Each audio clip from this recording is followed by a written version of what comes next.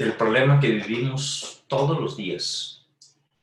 Y el problema que vivimos todos los días es COVID-19. Para esta noche tenemos preparados para ustedes hablar un poco acerca de la educación en la era del COVID-19. ¿Saben ustedes que todas las clases, desde primaria hasta grados superiores, hablando de universidad, se han cancelado?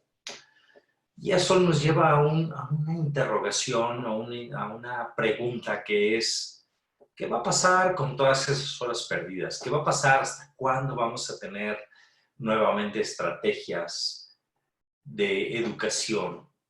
¿Cuándo vamos a regresar a la parte de educación que vivimos todos los días?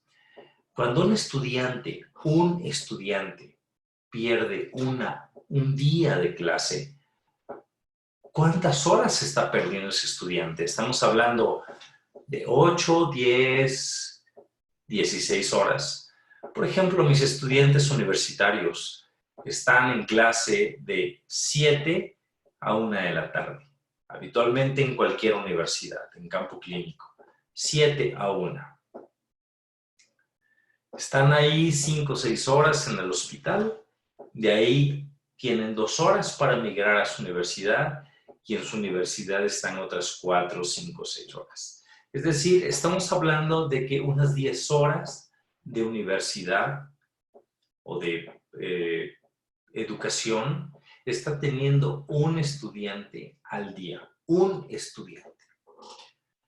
La doctora Violeta va a platicar un poco acerca de que no es un estudiante, son miles o millones de estudiantes que están perdiendo horas cada día de este problema del COVID-19. Todo el tiempo están perdiendo clase. ¿Qué va a pasar con eso? ¿Cuál va a ser el impacto educativo? Todos estamos preocupados por qué va a pasar en el impacto económico, qué va a pasar en el impacto desde el punto de vista de sobrevida, desde el punto de vista de mortalidad en nuestros pacientes.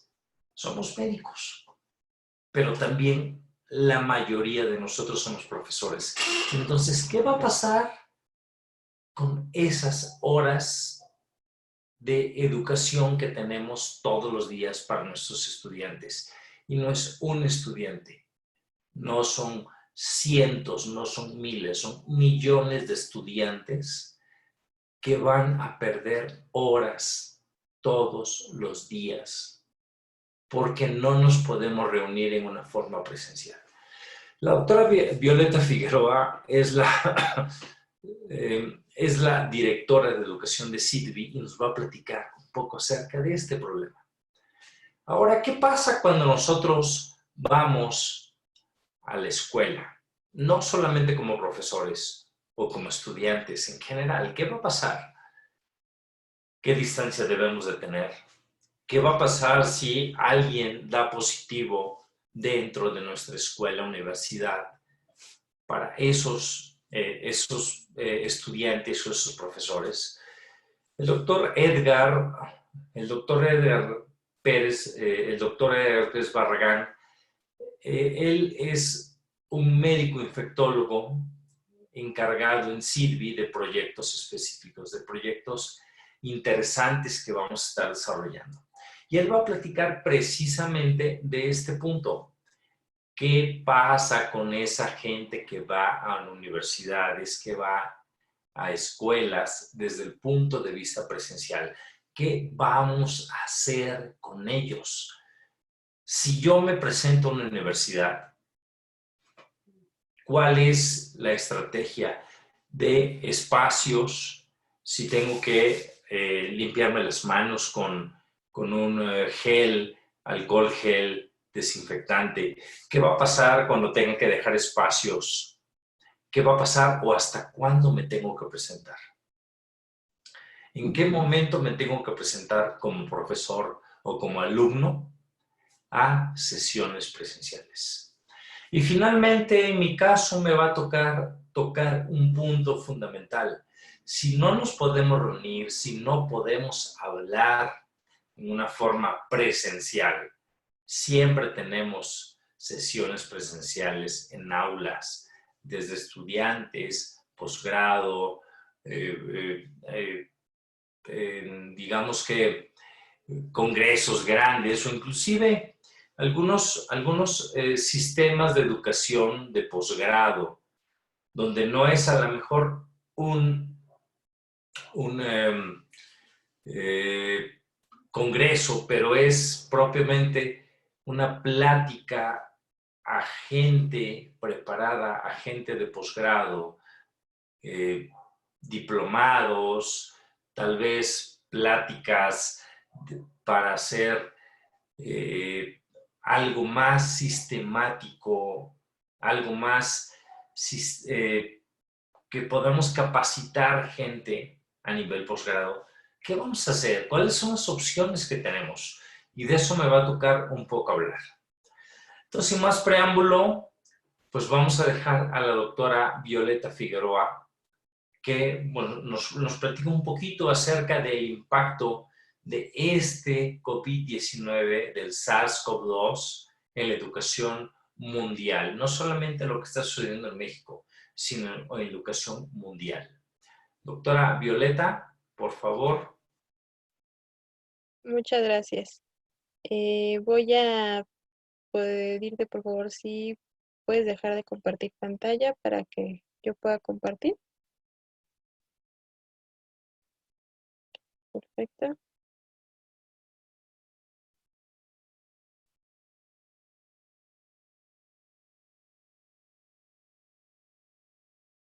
Bueno, muy buenas noches. Yo soy la doctora Violeta Figueroa y en este punto vamos a platicar de lo que sería el impacto de la pandemia de COVID-19 en la educación mundial.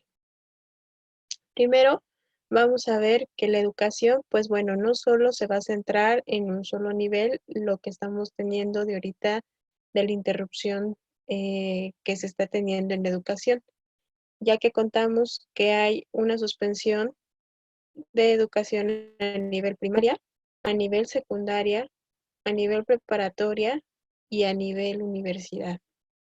Esto a su vez entonces nos está llevando a que tengamos un impacto muy importante. Hasta el día de ayer, del 24 de marzo del 2020, este era el mapa que la UNESCO estaba compartiendo de todos los millones de estudiantes que estaban sin educación.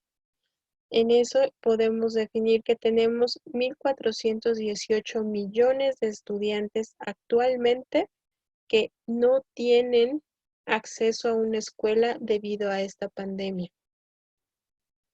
¿Qué consecuencias estamos teniendo con esto que los estudiantes no puedan acudir? Primero, pues que tenemos una interrupción en el aprendizaje. Esto está haciendo entonces que no puedan seguir los estudiantes llevando su ciclo escolar como lo tenían planeado. En algunos casos la alimentación es muy importante debido a que muchos estudiantes desayunaban o comían dentro de la escuela y ahorita que se ha suspendido el poder acudir a clases, a veces ya no pueden tener tampoco acceso a la alimentación. Otro punto muy importante es la falta de preparación de los padres para la enseñanza a distancia desde casa, lo cual hace más complicado que se puedan llevar a cabo las estrategias de educación a distancia o en línea, ya que no se sabe cómo manejar desde una computadora y mucho menos aplicaciones específicas. También tenemos como consecuencias negativas el acceso desigual a las plataformas de aprendizaje. Esto es porque no todos tienen el acceso a una red de internet. Aunque hay lugares donde el Wi-Fi es gratuito, ahorita por la pandemia, pues bueno, no pueden estar la gente en la calle y entonces esto hace que no puedan tener un acceso libre a internet. Las insuficiencias en la materia de cuidado de los niños, esto también es otro problema serio, ya que va a haber padres que tienen que seguir laborando y que no pueden hacerse cargo de los niños y si no están en la escuela, entonces el niño se va a quedar solo en su hogar y esto nos puede llevar a accidentes hasta depresiones. Los costos económicos van a ser muy elevados porque se va a ver entonces una disminución en la economía de la familia, porque ahora va a tener que empezar a gastar y a buscar más opciones para ver qué hacer o quién puede ayudar a cuidar a los niños y a veces va a tener que desembolsar. La incidencia mecánica en el sistema de salud, esto es importante, pues porque muchas de las que trabajamos en sistema de salud, médicas, enfermeras, laboratoristas, psicólogas, somos mujeres. Entonces, cuando tenemos a nuestros hijos en casa, va a haber ocasiones que si no encontramos con quién dejarlos, va a haber ausentismo laboral. Entonces, también vamos a tener problemas en lo que sería nuestro sistema de salud. Y los pocos centros que quedan abiertos, estos centros van a tener una aglomeración mayor de estudiantes porque van a empezar a derivarse estos niños para que esos centros puedan dar la atención y esto va a colapsarlos. También tenemos una alta tendencia al incremento de las tasas de abandono escolar. Se ha visto que si se suspenden las clases por mucho tiempo, entonces los estudiantes a veces ya no regresan a terminar el ciclo que estaban llevando, sobre todo se ve a nivel preparatoria y universidad. Entonces tenemos que considerar estos factores cuando se cierra una escuela. Lo que marqué en negritas son los puntos que vamos a mencionar. Cuando tenemos que una escuela se cierra en menos de una semana, no vamos a tener en realidad ningún impacto académico sobre los estudiantes, ya que nada más va a ser por un pequeño periodo de tiempo que se cerró la escuela y se va a volver a reanudar sin ningún problema el seguimiento académico.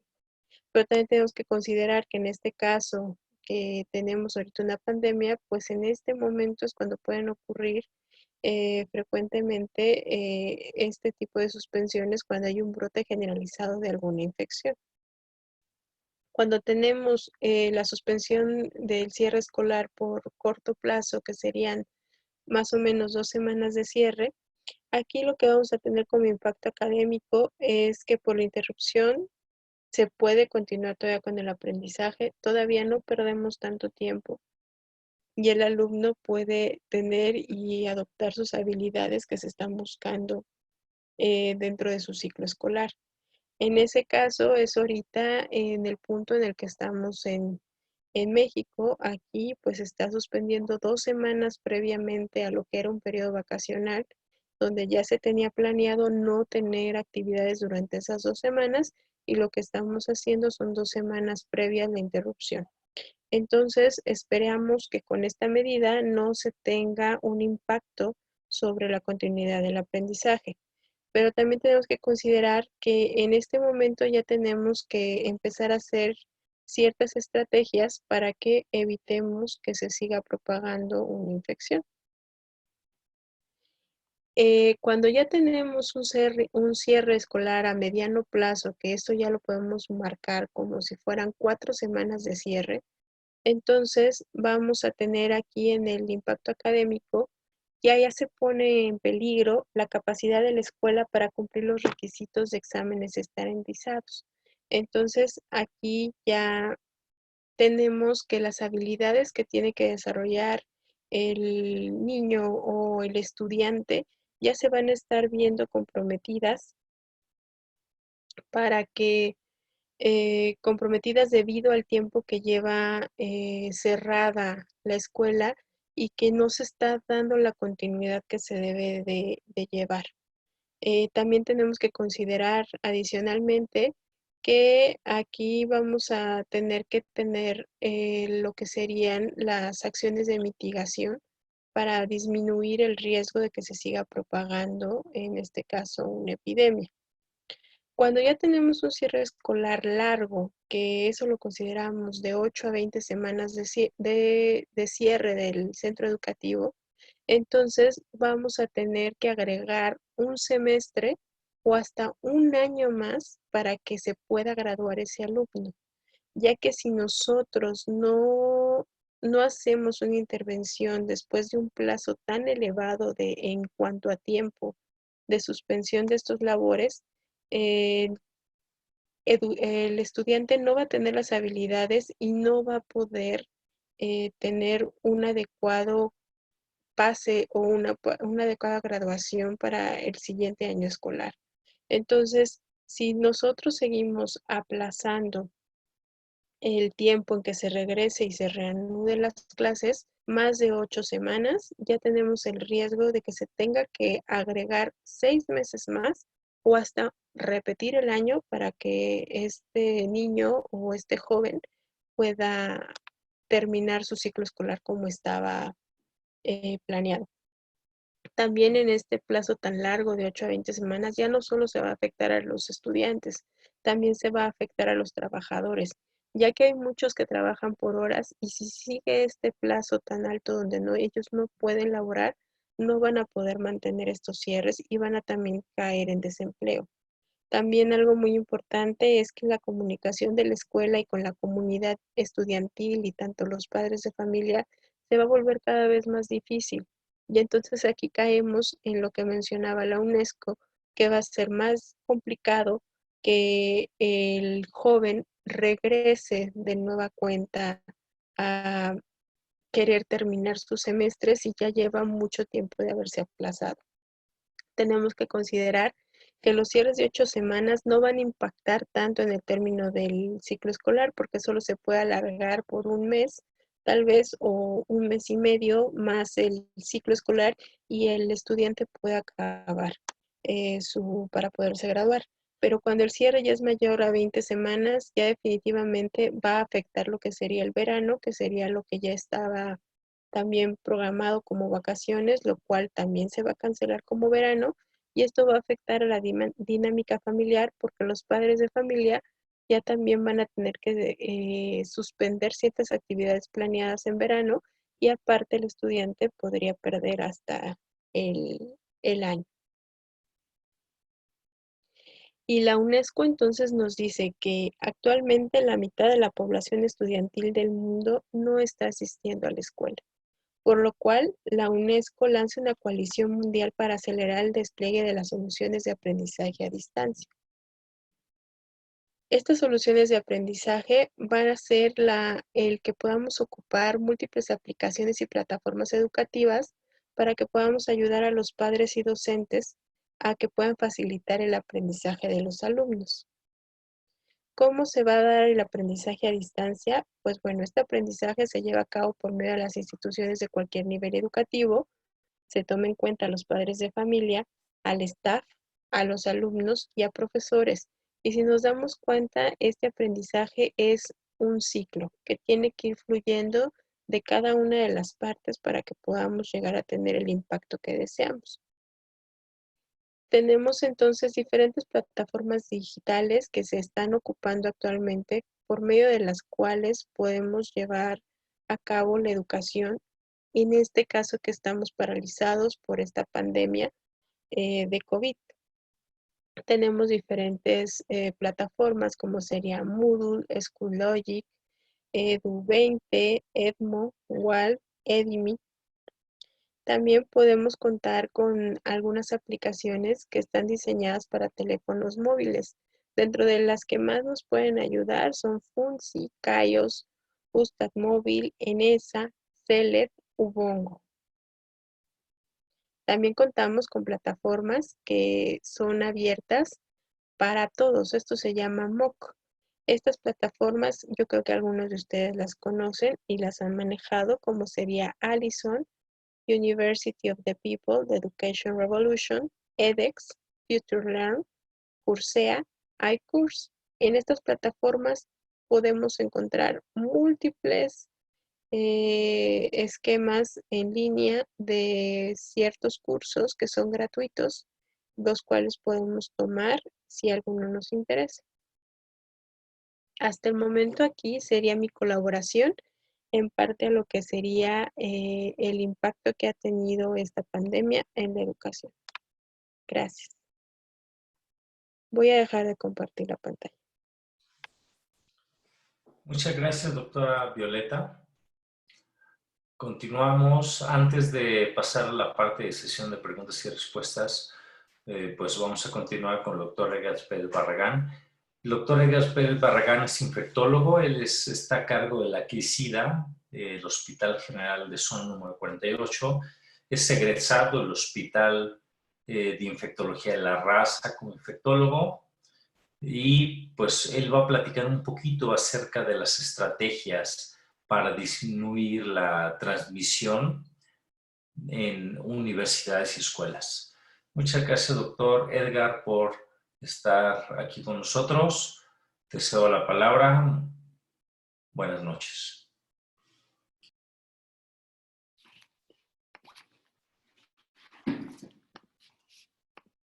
Hola, ¿qué tal? Buenas noches. Bueno, les voy a hablar un poco sobre las estrategias y medidas para disminuir la transmisión de el SARS-CoV-2 en hospitales, perdón, en escuelas y universidades. Eh, Solo un poquito recordando el timeline, los primeros casos reportados a la Organización Mundial de la Salud de estos nuevos casos, episodios de neumonía no compatibles con otros casos fueron a finales de diciembre. El COVID se identificó hacia como tal la entidad COVID y causada por, en este caso, ya SARS-CoV-2, ahora denominado así, hasta el 7 de enero. Y el primer caso fuera de China fue el 13 de enero y esto fue por primera vez en Tailandia. Hacia finales de junio, de enero del 29 de enero ya teníamos 132,000 casos. Y esto fue avanzando hasta lo que en el día de hoy conocemos y sobre todo fue extendiéndose fuera de China.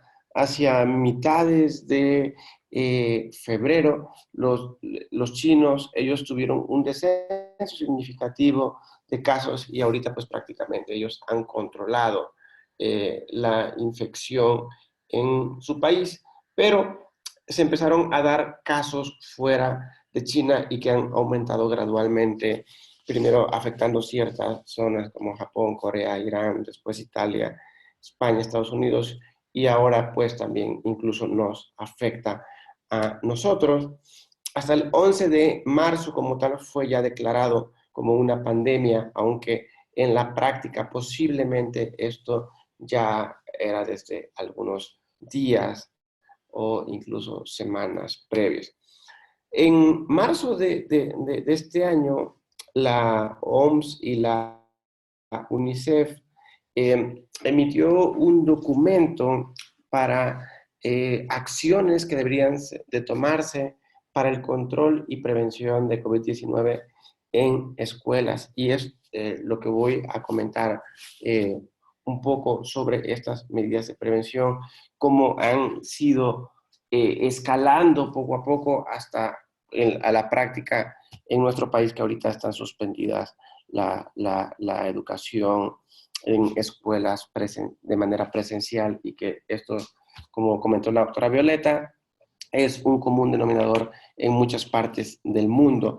¿Qué nos dice la OMS y la UNICEF? Dice que se debe comprender la información básica sobre la enfermedad por coronavirus, que es COVID-19, incluidos síntomas, complicaciones, cómo se transmite y cómo prevenir la transmisión. Y esto lo tienen que saber tanto los profesores como los alumnos. Una persona informada también es una persona que tomará medidas de prevención y en este caso tanto el profesorado como los alumnos deberían estar informados sobre esto. Algunos principios básicos que la OMS nos recomienda es que estudiantes, enfermos y maestros y algún otro tipo de personal no deberían acudir a la escuela. Y esto debería en un primer momento ser basado en la definición operacional que en este caso cada país definía y que básicamente era síntomas más el antecedente epidemiológico o contacto con un caso sospechoso, que esto posteriormente fue modificándose hasta en la actualidad, que es prácticamente toda aquella persona que presente síntomas sin antecedente epidemiológico. Pero desde principios de marzo la OMS decía, si alguien está enfermo o sospechoso, no debe ir a la escuela. Las escuelas deberían exigir, promover y exigir el lavado de manos de manera regular con agua y jabón o algunas otras equivalentes como alcohol o desinfectante de manos o solución con cloro. Y como mínimo debería garantizar desinfección diaria y limpieza de superficies en cada una de las escuelas. Y además que las escuelas deberían proporcionar instalaciones de agua, saneamiento y gestión de residuos y seguir procedimientos de limpieza y descontaminación ambiental y promover el distanciamiento social. Esto, para fines prácticos, en nuestro país no se implementó y básicamente nos fuimos al siguiente punto que ahorita vamos a comentar. Que no sé si también la OMS, que se debe reforzar el lavado frecuente de manos y el saneamiento. Esto sí, probablemente sí se empezó, pero no solo a nivel de escuela, sino a nivel poblacional, el lavado frecuente de manos, el estornudo de etiqueta, el distanciamiento social.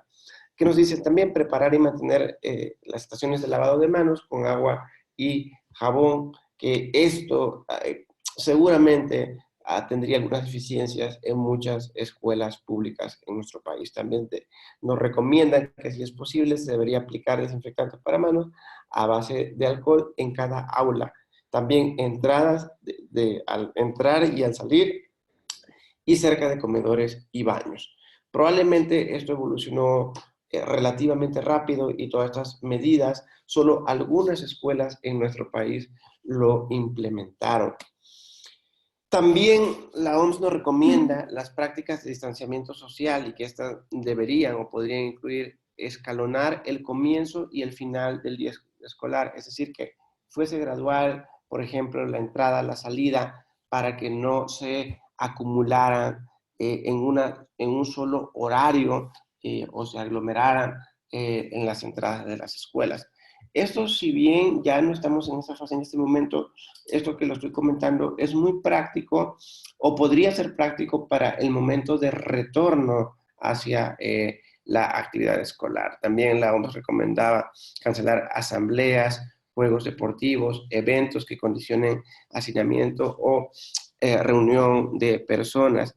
También crear espacios de distanciamiento separados por lo menos 1 metro entre un alumno y otro. Esto muchas veces es muy complejo porque muy probablemente las aulas también no tienen este diseño tan amplio para la separación, pero es una alternativa.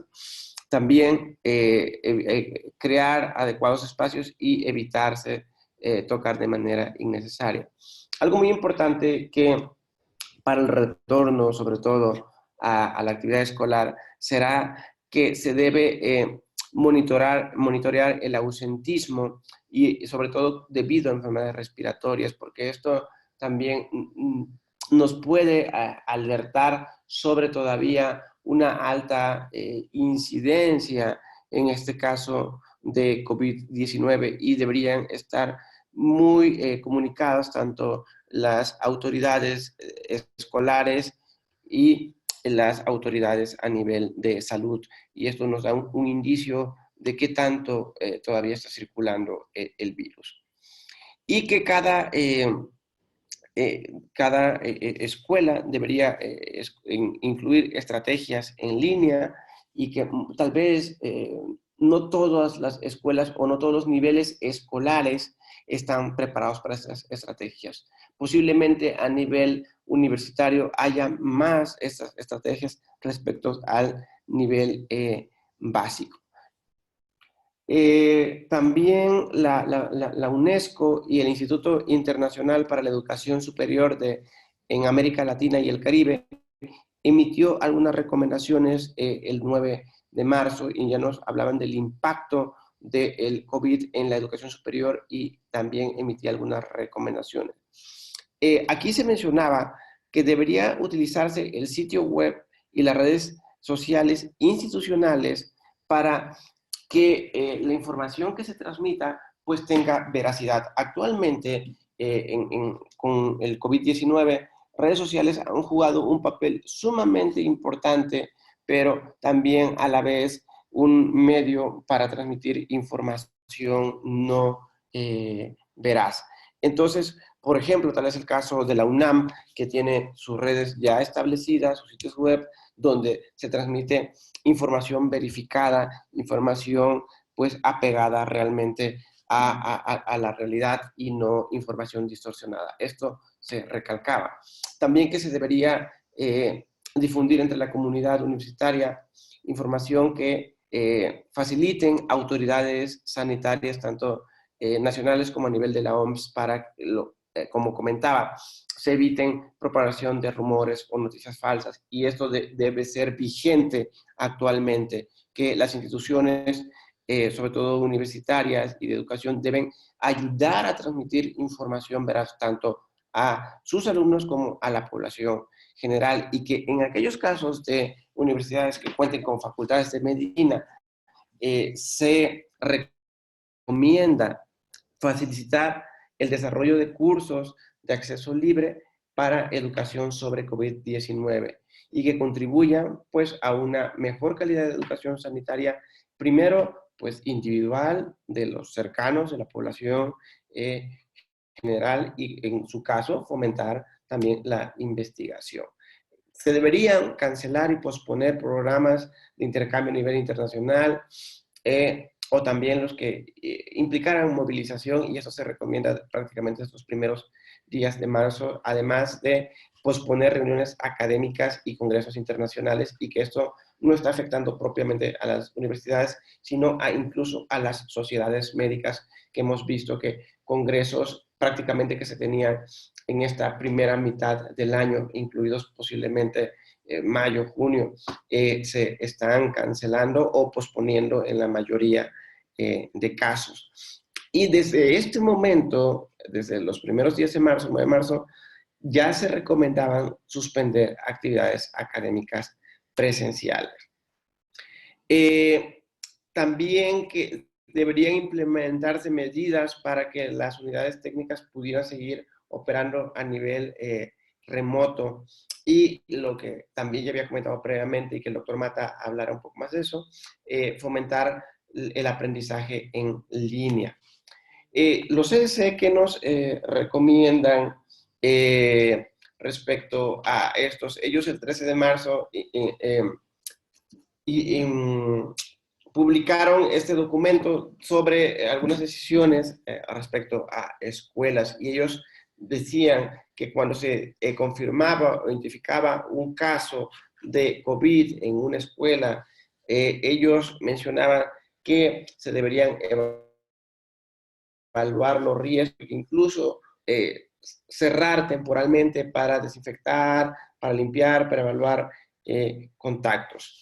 Y cuando no hubiese una propagación a nivel comunitario, es decir, que solo se estuviese en una fase 1, ellos que recomendaban a nivel de las escuelas que se prepararan, que se reforzara, que se enseñara sobre los hábitos de higiene saludable, desarrollar información, sistemas de información, compartirlo, intensificar la desinfección y limpieza, monitorear el ausente. Esto, a su vez, podría dar un indicio de que ya hubiese transmisión comunitaria.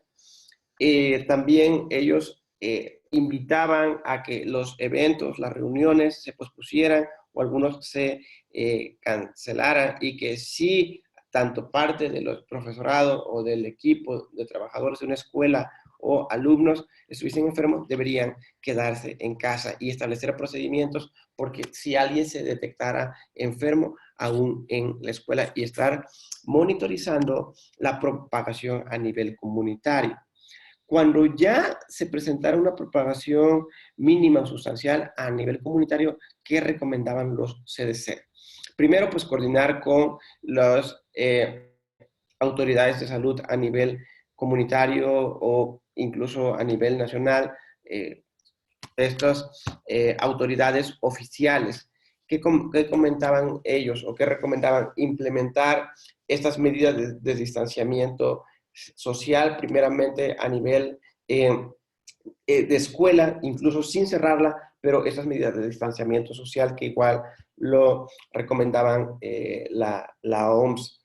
Cuando ya esto avanzara sustancialmente, ellos también, siempre se menciona estar coordinados con los sistemas de salud, estar coordinados con los sistemas de salud, seguir con estas cuestiones de distanciamiento social, pero también el cierre escolar, que actualmente ya lo estamos viviendo. En nuestro país, solo quiero comentar que estas recomendaciones vienen desde principios de marzo, 13 de marzo, los CDC emitió este comunicado, pero en nuestro país, creo de manera temprana, algunas universidades, algunas escuelas tomaron algunas medidas, tal es el caso, por ejemplo, del TEC de Monterrey, que fue el primero, el 12 de marzo, que decía que iba a suspender las clases y que iba a continuar de manera virtual. La UNAM empezó a suspender algunas actividades también, la UAM también empezó a suspender algunas actividades desde el 12 de marzo, sobre todo todas aquellas que eran presenciales o que involucraban intercambios o conglomerados de personas. Y ya hacia el 14 de marzo, que comparándolo con otros países parece ser que fue a tiempo este anuncio, o no tardío, como tal vez se hizo en otros lugares. El 14 de marzo se anunciaba que hacia el 20 de este mismo mes se iban a suspender actividades escolares, es decir, se iban a adelantar vacaciones como parte de esta campaña que se ha denominado de sana distancia. Por ejemplo, en Estados Unidos, en Texas fue hasta el 19 de marzo, es decir, muy similar a México, que fue el 20, en otros lugares en California, el 17 más o menos, es decir, pero ellos tuvieron casos antes que nosotros de coronavirus y tomaron estas medidas. Pero actualmente se está considerando que en Estados Unidos el cierre escolar podría contemplarse incluso hasta el culminar el ciclo escolar, y es decir, regresar prácticamente en el otoño a la escuela. La doctora Violeta comentó ya parte de esto, que es un impacto inmenso respecto a la educación, y la directora general de la UNESCO comenta que incluso toda esa situación podría llegar a amenazar el derecho a la educación como tal.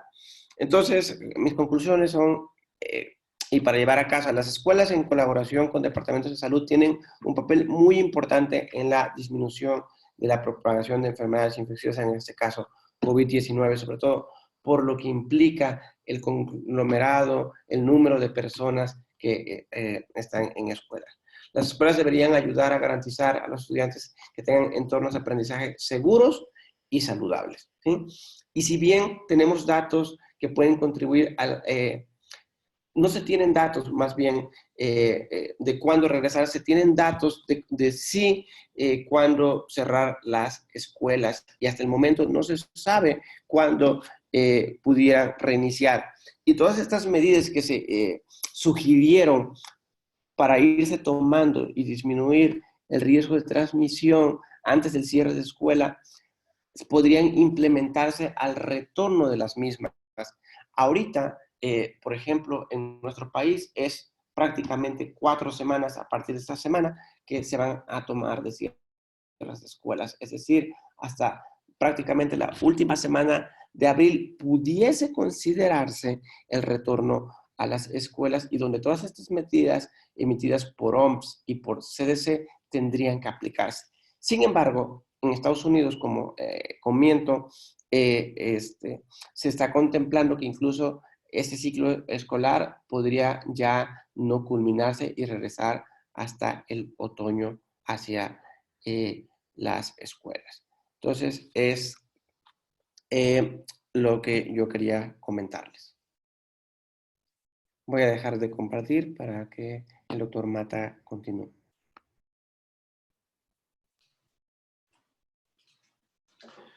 Muchas gracias, doctora Edgar. Doctora Violeta, la verdad es que veo el panorama sombrío.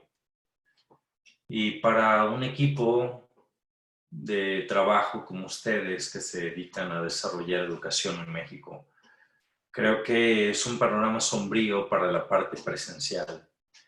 Y bueno, a mí me toca un reto muy interesante para platicar, que es acerca de pues, ¿qué opciones hay para tocar este tema de educación? Ya lo mencionabas, doctora Violeta, pues el panorama es sombrío porque cuánto tiempo educación estamos dejando de generar durante este tiempo. Doctor Edgar Pérez, realmente brillante tu presentación, en el sentido de ¿hasta cuándo vamos a regresar? El panorama es sombrío y las predicciones son complejas, porque a pesar de que podemos decir en Wuhan es probable que en abril vuelvan a abrir la cuarentena que se está llevando hasta el momento, que se inició prácticamente a finales de diciembre, principios de enero. Es febrero, marzo, abril, son 3, 4 meses. ¿Qué pasa en México? Realmente eso nos preocupa a todos porque la mayoría de ustedes son profesores universitarios y desde hace 1 o 2 semanas las universidades, inicialmente particulares, posteriormente privadas, cerraron por completo la asistencia. ¿Qué va a pasar con todos esos estudiantes que no están tomando sus clases, que no están generando algún tipo de capacitación? Y la verdad es que eso es un reto bien interesante para los que estamos trabajando en la parte de educación. Al menos en la parte de SIDBI creo que ustedes desarrollan una estrategia muy enfocada a VIH, infectología, hepatitis, infecciones emergentes, vacunación. Pero eso es un grano que por más que están intentando cubrir, bueno, creo que hay mucho más allá de todo esto. Y creo que el EdTech, si no es una respuesta, por lo menos es una opción. ¿Por qué no es una respuesta? Porque hay muchas situaciones en contra, muchas situaciones complicadas para trabajar educación a través de sistemas virtuales, pero en la medida en que esto se genere, en la medida en que esto se expanda, creo que cada vez más gente en nuestra línea está muy ligado a que la parte de educación, la parte de estrategias educativas, innovación y tecnologías tiene que terminar siendo algo muy, cerrarse a algo general, a algo que en conjunto pueda desarrollar un impacto académico. En azul pongo algunos puntos que la mayoría de ustedes han trabajado. Por ejemplo, wikis. La mayoría de ustedes que han trabajado en SIDBI están familiarizados con cómo trabajar wikis, objetos de aprendizaje. Han trabajado en mundos virtuales que de repente se complica un poquito, pero una vez que se abre esto, nos damos cuenta que la parte de innovación educativa, a la vez de la parte de mundos virtuales y innovación, creo que esto no es tan complicado. Es una forma de generar cosas diferentes. Twitter, muchos de ustedes tienen Twitter, pero ¿quién se imagina que Twitter es algo en lo cual podemos generar educación? Se llama microlearning. El microlearning son videos cortos, mensajes cortos, podcasts cortos, que a través, si yo les digo en un momento a través de un Twitter, acaba de aparecer una vacuna para COVID-19, para el SARS-CoV-2. Y esa vacuna se puede poner en personas entre 5 y 70 años. Eso ya generó un aprendizaje. ¿Cuántas palabras me llevé? Muy pocas. Tal vez en 3 líneas yo generé el aprendizaje que leyendo un montón de artículos se podrían buscar. En morado les pongo algunas estrategias como e-learning, blogs, videos que pueden generar aprendizaje cuando esto es algo muy inducido. En verde les dejo algunos puntos que tenemos que explorar, pero que lo hacemos, que lo hemos estado desarrollando. Por ejemplo, los sistemas de gestión de aprendizaje. Estamos trabajando diplomados a través de Moodle. Moodle es un Learning Management Systems, es un sistema de gestión de aprendizaje. Estamos trabajando a partir del 2006 con la web 2.0 y a partir de 2012 se tornaron los MOOCs, que es los cursos masivos abiertos en línea. A través de esto podemos generar aprendizaje y la verdad es que debemos de migrar aquí. Si no nos convencemos de migrar al EdTech, nos vamos a quedar muy limitados en las estrategias de aprendizaje. En amarillo les pongo algunos puntos que el equipo SIDBI está explorando, pero que aún no lleva a ustedes porque no es tan fácil. Es recursos caros, es estrategias diferentes, es enfrentarnos a una ideología de la que a veces el médico no está acostumbrado. Y si le decimos al médico que a través de un artículo aprende, vamos a trabajar con inteligencia artificial, va a decir, estás loco. O sea, ¿qué es eso? O sea, dame el artículo, yo lo reviso y te voy a dar mis puntos de vista y voy a aprender. Pero si tú me dices que voy a aprender a través de inteligencia artificial, estás loco. A través de realidad virtual aumentada, pues no. Blockchain, ¿qué es eso? O sea, blockchain, ¿me estás hablando en chino, de donde viene el COVID-19? ¿O me estás hablando en un idioma que yo no entiendo? Entonces, esto de repente no es algo que podamos lanzar en una forma tan directa. Es una forma que estamos trabajando en una forma pausada, pero que son estrategias de aprendizaje que tenemos que evolucionar. Y recuerden un punto bien interesante. Si no evolucionamos, nos extinguimos.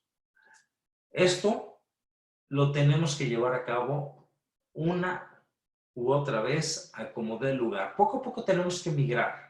No hay otra forma de desarrollar educación o EdTech si no evolucionamos a las nuevas estrategias. Desde mi punto de vista, creo que ahorita el COVID-19 nos está haciendo replantear muchas cosas, nos está haciendo replantear muchas estrategias. La OMS está en la mano de todo esto, o sea, no es algo que SIDBI esté inventando, no es algo que SIDBI quiera hacer diferente. Es algo que nosotros estamos visualizando, pero que está de la mano de todas las estrategias de la OMS, de todas las estrategias de la UNESCO, de todas las estrategias de todas los sistemas de salud a nivel mundial. O sea, no estamos descubriendo el hilo negro. Simplemente nos estamos adhiriendo a todo lo que se genera cada día. Y e-learning creo que es una de las estrategias más importantes que debemos de tomar en cuenta. Si no consideramos e-learning, nos vamos a ir desplazando a un grado en que nos vamos a extinguir. ¿Por qué? Porque así como hablamos de que en este momento, a través de COVID-19, tenemos que replantear nuestras estrategias educativas, de esa misma forma les decimos que desde hace años todo esto se viene gestando. Todo esto viene generando una nueva educación y si no nos enfocamos en ella, no vamos a evolucionar. Y como les comento, no es algo que nosotros estemos descubriendo, es algo que nosotros nos estamos adhiriendo a las nuevas estrategias de aprendizaje, como lo dice la norma mundial. Desde el punto de vista de SIDBI y trabajando con todo el equipo, y yo soy simplemente el vocero de todos ellos, creo que hay dos puntos que tenemos que considerar para poder generar educación en esta era, en estos meses, que como ya lo dijo la doctora Violeta y como ya lo dijo el doctor Edgar Pérez, que también es un experto en el tema, no sabemos cuándo esto va a parar. No sabemos qué tiempo nos vayamos a quedar encerrados y no por eso quiere decir que no vamos a seguir generando aprendizaje, a tener estrategias educativas, a tener foros de discusión. Yo leí algo que interesante, pero no lo he compartido con 3 o 4. y esos 3 o 4 no compartieron lo que han leído conmigo. Entonces, ¿cómo vamos a generar estrategias nuevas de colaboración si entre todos no hemos juntado nuestro conocimiento? Entonces, siempre el equipo CITBI se sienta, trabaja en conjunto, desarrolla estrategias, y algo que nos ha quedado claro es que hay 2 sistemas a través de los cuales podemos generar educación. Uno de ellos es los sistemas de webinar. Esto es un sistema de webinar, es un seminario en vivo. En el momento en que yo pare de hablar y se aburran de mí, va a haber una estrategia bidireccional. Es decir, ustedes me van a preguntar todas las ideas que tengan, todas las dudas que tengan al doctor Pérez, a la doctora Violeta. Esto es bidireccional, no es yo hablo 20 horas o 30 minutos, ya se aburrieron de mí, ya se acabó, adiós, nos vemos en una semana. No, en el momento en que yo termine, ustedes son capaces de interactuar conmigo. Me van a preguntar todo lo que quieran, me van a preguntar todas las dudas que quieran. Y entonces es bidireccional. Es como si estuviéramos en un foro, en un congreso, y alguien está parado al frente, platica, ya se acaba, y ustedes se paran y preguntan. ¿Sí? Esto es bidireccional, no es nada más que yo estoy hablando en estos momentos. Y el otro punto es el LMS. Creo que el LMS es una forma muy estratégica, muy sustentada, muy formal de desarrollar educación, porque un LMS como Moodle, que se lo platicó la doctora Violeta y el doctor Edgar, es un sistema de gestión de aprendizaje en el cual se presentan estrategias, ustedes van a revisar dentro de esa página o dentro de ese sistema todo lo que hay que desarrollar, van a revisar la información y finalmente van a generar estrategias educativas para contestar a todo lo que se les pregunta a través de ese LMS, de ese Learning Management System o sistema de gestión del aprendizaje. Entonces, yo creo que estos 2 son los pilares de un aprendizaje en línea. Si generamos webinars así como ahorita, ya me escucharon y qué padre, estuvo interesante. Pero si no se genera un LMS, es decir, a ver, ya revisaron, ya leyeron la información, ya generaron una estrategia a partir de todo lo que revisaron y después se complementa con un sistema webinar, no funciona la educación. Les digo porque de repente vemos que, tal empresa va a dar un webinar acerca de COVID. Y tal empresa va a dar una plática acerca de resistencias a pseudomonas. Y tal otra empresa va a dar una plática acerca de inhibidores de integrasa en manejo de VIH. Ok, es interesante escucharlo. Y ese es un webinar. Pero mientras no se generen sistemas de gestión de aprendizaje, no vamos a poder generar aprendizaje como tal en nuestros educandos, en nuestra comunidad y en la gente que realmente queremos cambiar. ¿Por qué? Yo estoy convencido de por qué estamos aquí. O sea, ¿por qué estamos aquí tratando de generar aprendizaje en ustedes? No es solamente, ya aprendí algo, qué interesante. ¿Y qué se lleva? O sea, ¿cuál va a ser el impacto en forma subsecuente a todo esto? Yo siempre lo he dicho y así lo creo. Nosotros estamos aquí tratando de aprender unos de otros, porque como ya lo dije, es bidireccional. Ni yo lo sé todo, ni ustedes lo saben todo, y esto es una situación de colaborar y aprender unos de otros. ¿Por qué estamos aquí? Porque queremos la mejor atención a nuestros pacientes. Por eso aprendo, porque quiero que mis pacientes tengan la mejor atención posible, la mejor calidad médica posible. Si no, no estaría aquí. Estaría viendo tal vez el Netflix o estaría viendo una película de Rambo y olvidándome de todo lo complicado del día. Pero creo que todos estamos aquí porque queremos mejorar la calidad de la atención de nuestros pacientes. Y no lo perdamos de vista, porque creo que eso va a ser la diferencia entre llevarnos un mensaje de que estas estrategias son una opción o que realmente necesito estas estrategias para que mis pacientes tengan una mejor calidad de la atención médica cada vez que yo lo reviso. Inclusive se los digo, yo no lo sé todo. Y yo aprendo de ustedes. Y cada día que yo reviso a un paciente, yo aprendí algo diferente en todas estas reuniones que tengo que implementar. ¿Y quién sale ganando? Pues mi paciente. Mi paciente sale ganando porque está generando algo nuevo. Estos son los LMS, son los sistemas de gestión de aprendizaje.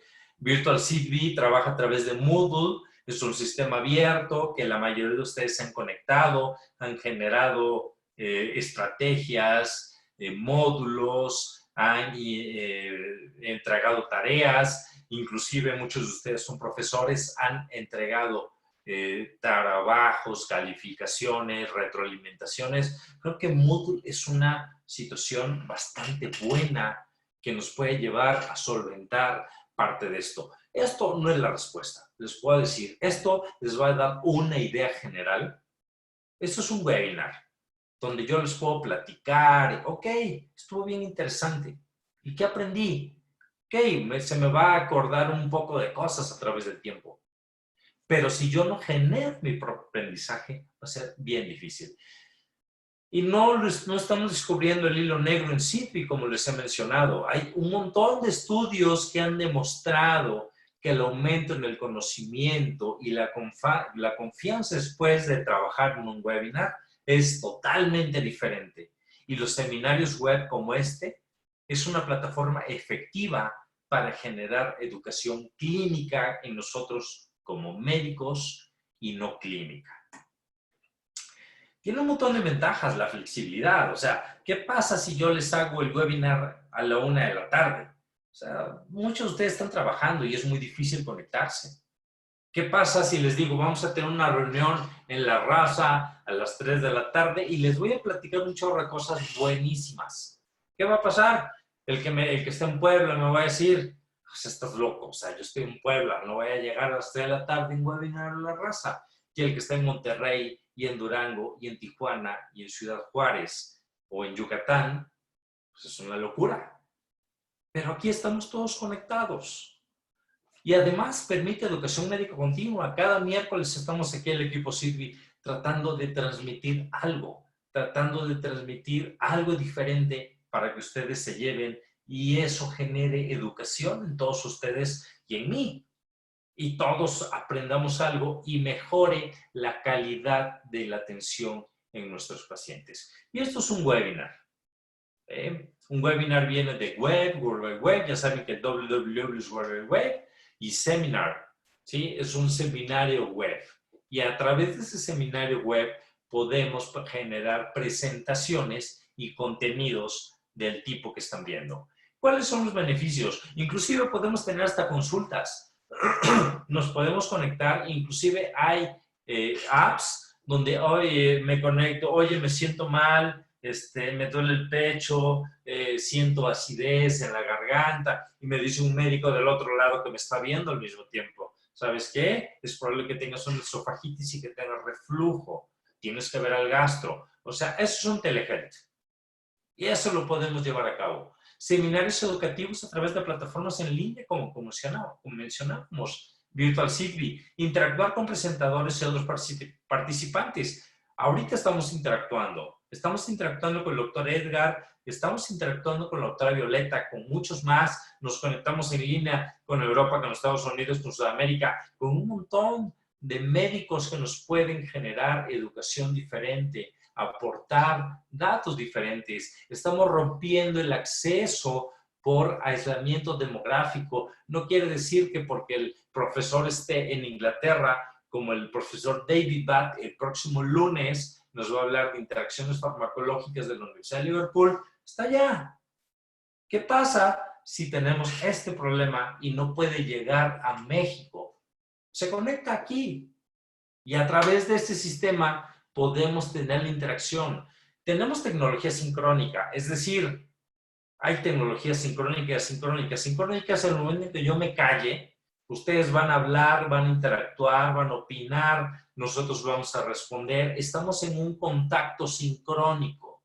Asincrónico, cuando ustedes mandan blogs, mandan preguntas y todo, y 1 o 2 días después se les contesta. Pero eso es algo sincrónico y creo que el beneficio de un webinar es que podemos estar conectados todos al mismo tiempo y podemos interactuar.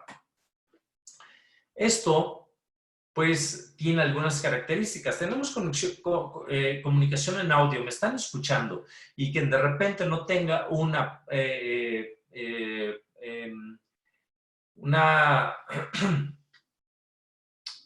conexión vía audio y video, una conexión de video, lo puede escuchar. ¿Por qué? Porque no tiene video, pero nos está escuchando.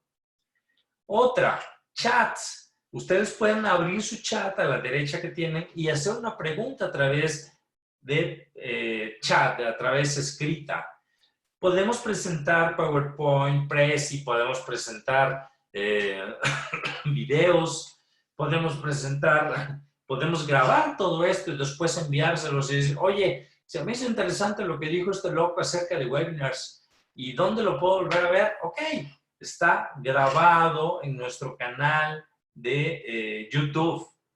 Y implementación de encuestas. Yo de repente puedo abrir aquí una encuesta y decir, a ver, ¿qué opinan de esto? ¿Les gustó? Pues regular, pues está horrible. O sea, les puedo mandar una encuesta en estos momentos y ustedes pueden opinar. Entonces, todo eso lo podemos hacer. ¿Cuáles son las ventajas de esto que hacemos como equipo Sidbee? Es un de fácil acceso. Ya todos los que están aquí ya vieron que esto no es complicado. Intercambiamos información. No hay limitación de asistentes. Si se conectan 100, 200, 300, lo soporta. Porque el Internet lo soporta hasta 10,000, 100,000 que se han conectado en MOOCs. Hay varias formas de interacción. Ya lo dijimos. Audio, video, chats. Este es sencillo acceso. Sidbee Zoom creo que no les costó trabajo a ninguno de ustedes. Tenemos de repente algunos inconvenientes. ¿Cuáles podrían ser esos inconvenientes? Problemas técnicos. El ponente tiene dificultad para percibir la motivación. De hecho, yo cuando doy clases, que me toca casi todos los días con mis alumnos, les digo, a ver, reglas del juego, cámaras prendidas. Tengo que ver a todos que están prendidos en su cámara y que están poniendo atención. Si alguien no tiene su cámara prendida y lo veo perdido, lo expulso prácticamente del webinar. Obviamente, ya lo saben y no están al pendiente. Pero eso normalmente les digo. ¿Por qué? Porque es bien interesante ver a todos los demás en grupo y saber a quién le estamos hablando y cómo está reaccionando. Se puede reducir la tensión de repente si nosotros nos perdemos en nuestra cámara web. Y tenemos más interacciones. De repente, si ya sé que el ponente no me está viendo, como el doctor Edgar Pérez o la doctora Violeta, aunque crean que no los veo, ya están en su WhatsApp, ya están ahí jugando con sus videojuegos y todo eso, y eso, pues a final de cuentas, pierde la atención. Todo esto, pues, es parte de los sistemas webinar.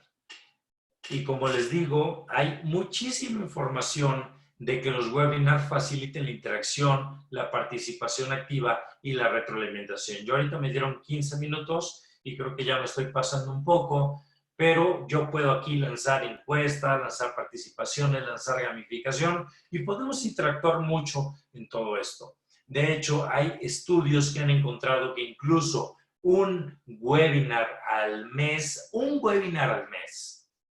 genera aprendizaje geriátrico en residentes de medicina interna. Y los residentes o los internistas o los geriatras lo saben. Esto no es fácil, pero inclusive yo me puedo decir, estás loco, eso no va a funcionar. Yo no lo digo. Aquí hay estudios que demuestran que a través de un webinar al mes podemos generar educación a residentes de medicina interna en el ámbito geriátrico. Y la educación de medicina es a todos los niveles, no solamente decimos, funciona aquí, funciona allá. Nosotros nos dimos una tarea y varios de mis residentes y del equipo Sidbee se dieron a la tarea de buscar información, y hay un montón de información a todos los niveles. Por ejemplo, en las revistas de cirugía maxilofacial muestran que el aprendizaje a través de webinars es una estrategia educativa que aceptan los médicos y que es bastante fácil, con toda la información necesaria. Varias reglas hay que establecerse para generar webinars. No es nada más así generar un webinar a lo loco. Y, por ejemplo, todos ustedes saben lo difícil que es publicar en PLOS ONE. A mí me tocó publicar en PLOS ONE y no es nada fácil. Y bueno, esta revista de PLOS Compute Biology pues nos muestra algunos datos acerca de algunas reglas para organizar series web y prácticamente para cerrar les muestro, necesito un equipo eficaz de coordinación. Es decir, si yo no tuviera todo el equipo que está atrás, el equipo CIDBI que está trabajando, desarrollando todo esto, yo no podría en estos momentos estar hablando aquí. Establecer un tema con las expectativas de la audiencia. ¿Les interesa COVID-19? ¿Les interesa el impacto educativo? No, pues entonces no tiene caso que esté aquí. ¿Les interesa hablar tal vez de la peste bubónica? Pues a lo mejor si armamos un webinar de la peste bubónica sería interesante con el aspecto histórico, pero ¿cuántos iban a conectar? La semana pasada que se conectó el doctor Jesse y el doctor Edgar con COVID-19, la pandemia, este webinar estaba a más de 100 que se saturó y de ahí se fueron a Facebook Live porque ya no había aquí espacio y tuvimos casi 200 médicos conectados porque fue un tema interesante. Entonces, tenemos que contar con las expectativas de ustedes. ¿Qué les interesa? El próximo miércoles vamos a hablar de sarampión. Sarampión cada vez es algo más preocupante que tenemos que considerar y muchos médicos nos los han solicitado. Entonces, vamos a trabajar el tema de sarampión. Lista de verificación, es decir, tengo internet, tengo una computadora, tengo el sistema, tengo el software, tengo todo para desarrollar. Compartir documentos cuando es necesario, calendario, siempre les enviamos los datos con forma anticipada. Una plataforma fácil de usar, creo que Zoom. El equipo CIDBI ha desarrollado muchísimas horas en ver los software más óptimos. Y creo que Zoom ha sido lo más óptimo para todos. Y por eso es que trabajamos en Zoom. Y creo que la mayoría de ustedes están notando que Zoom es muy sencillo. Por eso estamos aquí. Seleccionar presentadores. Seleccionar presentadores también es fundamental, igual que en cualquier plática. Si yo no sé el tema, mejor no me paro aquí, ¿no? Porque, o sea, ¿qué chiste tiene que alguien que nunca ha hecho eso, que nunca ha tratado un paciente con VIH, vaya y se pare y hable de eso? ¿Qué caso tiene que alguien que nunca ha tratado un paciente con COVID-19 lo sentemos aquí y hable de COVID-19? Oye, qué padre, se sabe todo el libro. Oye, ¿y cuál es tu experiencia? Yo nunca he visto un paciente. Esto es ridículo. Nosotros buscamos que nunca se pare aquí alguien que no haya desarrollado lo que estamos hablando. Seleccionar entonces presentadores es fundamental para nosotros porque queremos que ustedes tengan la experiencia de alguien que se sienta aquí y que sabe de lo que está hablando. Divulgación del webinar, tiempo para conocer la plataforma y evaluar la funcionalidad. Todo esto creo que ustedes lo han visto. Y para finalizar y para no hacerles complicado o pesado dormirlos, creo que en esta era del SARS-CoV-2, es decir, COVID-19 como le llamamos, la educación debe cambiar. No nos podemos reunir, inclusive después de ya por ejemplo en Inglaterra, en Alemania, ya no se pueden reunir máximo dos personas. ¿Qué pasa cuando tenemos que dar una capacitación a 5, a 6? Es complicado. Si no lo hacemos a través de esas estrategias, no lo logramos. Los LMS como Moodle, que muchos de ustedes trabajan a través de Moodle, y los webinars como esto, creo que son una opción muy sustentada. No es descubrir el hilo negro, sino es hacer algo que está sustentado en estudios, en ensayos clínicos y en artículos para generar educación a través de esos sistemas de EdTech. Y creo que esos sistemas EdTech han probado ser igual de efectivos que las presentaciones en línea en sistemas de aprendizaje superior y lo mismo que aprendizajes presenciales. Creo que no pierdan de vista esto. Muchos de nosotros hemos hecho posgrados presenciales y posgrados en línea. Y si el posgrado en línea está bien diseñado, creo que podemos aprender incluso hasta más que un posgrado en línea. Muchísimas gracias y dejo a ustedes al doctor Edgar Pérez, que va a coordinar la sesión de preguntas y respuestas y la discusión del tema. Muchísimas gracias.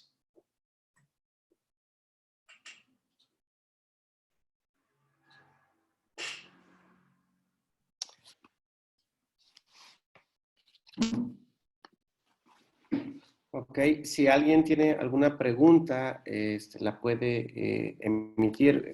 Veo que ya el doctor Daniel Bernal nos está comentando algo acá en la sección de preguntas. Dice el doctor Daniel Bernal, existen paradigmas novedosos que ponen en la mesa del diálogo el replantear la educación, dado los cambios tecnológicos, de dinámicas poblacionales y hoy por el impacto de esta pandemia.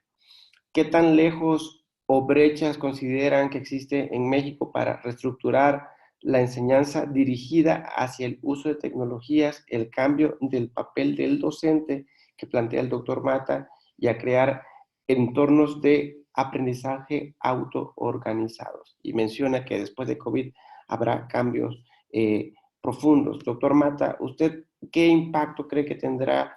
¿Es tiempo de reestructurar la educación, la enseñanza en nuestro país? Parte de lo que hablaba, que nos puede comentar al respecto. Gracias, doctor Edgar, y gracias al doctor Daniel por su pregunta, bien interesante. Fíjense, les voy a platicar en un minuto la historia de lo que pasa con la educación en línea. Hace mucho tiempo existía solamente la educación presencial. De repente algunas universidades se dieron cuenta que había que había profesionales. Hablo de médicos porque es la mayoría del auditorio. Que había profesionales que no tenían acceso a seguir haciendo su vida y al mismo tiempo seguir estudiando. Entonces dijeron algunas universidades, no nos podemos quedar atrás de eso que llaman educación en línea, tenemos que comenzar a incursionar para complementar módulos, para complementar algunos puntos y entonces incursionaron en la educación en línea. Luego dijeron, bueno, hay maestrías, hay doctorados, hay licenciaturas que algunas personas quieren llevar a cabo, pero que no tienen tiempo. ¿Por qué? Porque a lo mejor están libres de 7 de la noche a 1 de la mañana o a 12 de la noche. Entonces, ¿por qué no llevar una estrategia para que esos profesionistas, en esas 4 o 5 horas que tienen y que no vamos a estar en el campo presencial, lleven a cabo? Y entonces comenzaron a incursionar en estrategias paralelas de que no solamente fueran licenciaturas, maestrías y posgrados presenciales, sino que fueran licenciaturas, maestrías y posgrados en línea, en forma paralela. Y se dieron cuenta, inclusive, que algunas de esas estrategias eran tan importantes o mejor que la estrategia en línea. ¿Por qué? Porque se genera más autoaprendizaje y hacia allá queremos ir la gente que nos dedicamos a la educación. Entonces llegó la tercera parte, la tercera línea que dijo, oye, a mí ya no me interesan las estrategias presenciales, yo quiero ir todo en línea. Y comenzaron a surgir universidades virtuales, comenzaron a surgir escuelas virtuales y actualmente tenemos un impacto bien interesante de muchas estrategias ya solamente virtuales. ¿Qué les puedo decir? Que hay estudios que demuestran que la estrategia virtual y la educación virtual en posgrado es tan o hasta más favorable que la educación presencial. Además, ahorra costos, ahorra traslados y más en Ciudad de México, que no se diga, yo tengo que ir a La Salle los lunes y me echo entre 1 hora y hora y media de ida y entre 1 hora y media y hasta 2 de regreso. O sea, eso es una locura. Y yo voy a dar clase, no voy a tomarla. Si yo fuera de repente a tomarla y no me fueran a pagar, sino al contrario, yo fuera a pagar por eso, yo lo pensaría 2 veces. ¿Y qué pasa si me digan, qué pasa si te llevo todo ese conocimiento a tu computadora?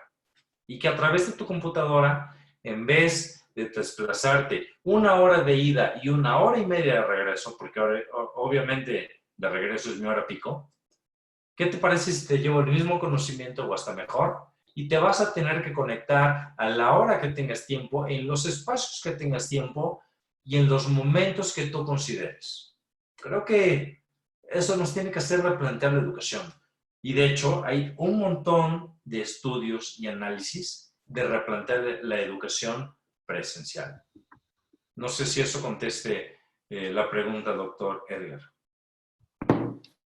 Sí.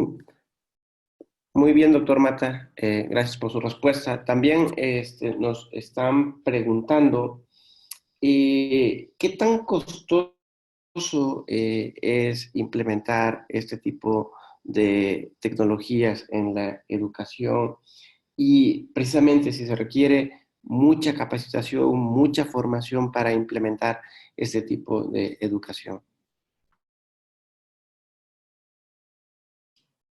¿Esa pregunta para quién es? Para usted, doctor Mata, usted es el estelar en este momento. Mira, ¿qué es lo costoso de la educación en línea? Lo costoso son los software.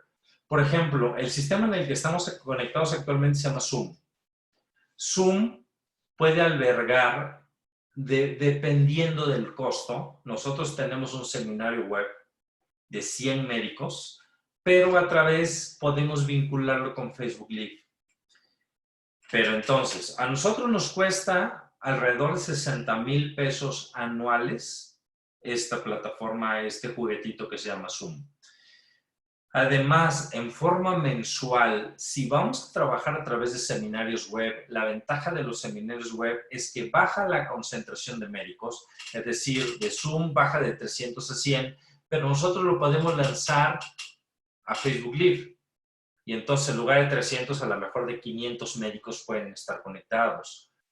No necesariamente requieren este link, sino ya saben que cada vez que Sidvi proyecta en vivo, se les va a llegar una notificación y ustedes pueden entrar y ver de qué estamos hablando. Entonces, normalmente nosotros gastamos entre 80 y 90 mil pesos anuales en este juguetito. ¿Qué tanto puede ser redituable en educación en línea?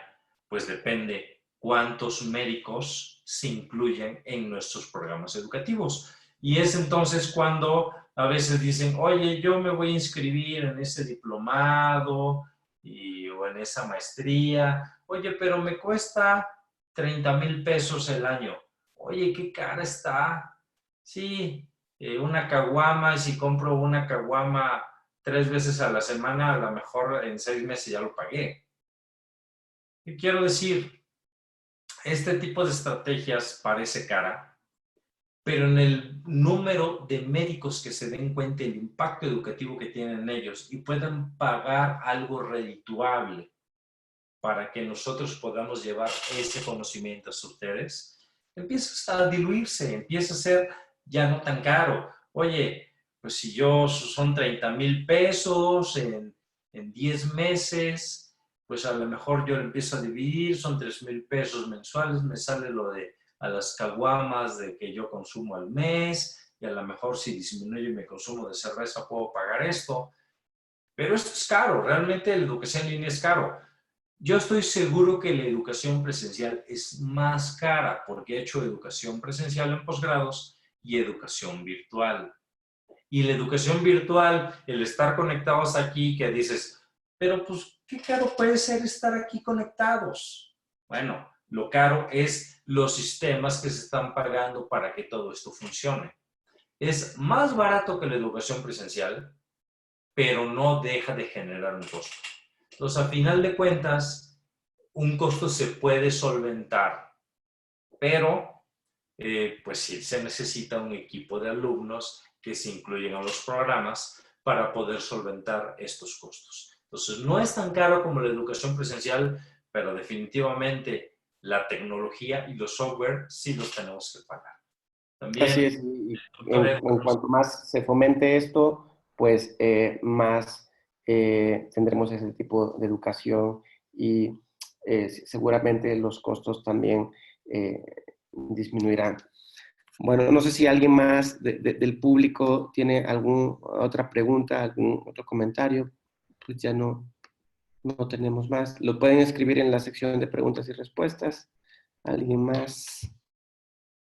Aquí el doctor Bernal felicita al equipo de CITBI, que lo visualiza como un centro educativo virtual, dice, de alto impacto académico. Muchas gracias, doctor Bernal, por usted siempre estar pendiente de las estrategias y de los programas que CITBI ofrece. Pues no hay más preguntas. Doctora Violeta, ¿algún mensaje final? Gracias, doctor Edgar. Pues bueno, hacer hincapié en los que ahorita estamos viendo este Zoom, este webinar, es de que la educación en línea es una gran herramienta que si la sabemos aprovechar, podremos obtener muchísimos beneficios, podemos esparcir nuestro conocimiento y aprender, como bien lo explica el doctor Mata, tanto de los que aportamos algo como de los que aportan como alumnos, se genera mucho más educación y podemos llegar a lugares donde tal vez no sería tan fácil el acceso para otros médicos. Creo que apostarle a la educación en línea es una cuestión que justo ahora con esto de la pandemia y posterior a la pandemia va a cambiar nuestro panorama educativo. Entonces, los invito a todos a que sigamos apostándole por esto y pues a prepararnos lo mejor que podamos para dar lo mejor de nosotros hacia nuestros pacientes. Gracias por haber estado en este webinar con nosotros. Fue todo un placer. Gracias, Edgar. Muchas gracias y gracias a la doctora Erika, a otros que nos están haciendo comentarios respecto al equipo CIDBI, que esto no es por COVID, esto es un trabajo de tiempo atrás que se viene realizando y esto se va a continuar más adelante. Respecto al retorno a la vida habitual escolar, es incierto todavía respecto a las medidas que se emitieron como prevención antes del cierre de las escuelas. Se tendrán que continuar al retorno de la actividad escolar habitual y nosotros continuaremos con este tipo de educación que la venimos fomentando desde que CIDBI se formó. ¿Algún comentario final, doctor Mata? bueno, pues muchas gracias a todos por su interacción. CIDBI y todo el equipo va a continuar trabajando esas estrategias. Como ya les mencionábamos, pues vamos a trabajar con sarampión, vamos a trabajar con vacunación, vamos a trabajar con tuberculosis cada miércoles para quienes quieran conectarse y interactuar en la parte de capacitación. Incluso nuestro congreso, debido a este problema, se movió a noviembre. Pronto va a estar en redes ya bien las fechas establecidas, que va a ser del 5 al 8 de noviembre. No vamos a dejar de trabajar las fechas que teníamos de viernes y sábado para el congreso y vamos a trabajar de hecho un congreso virtual.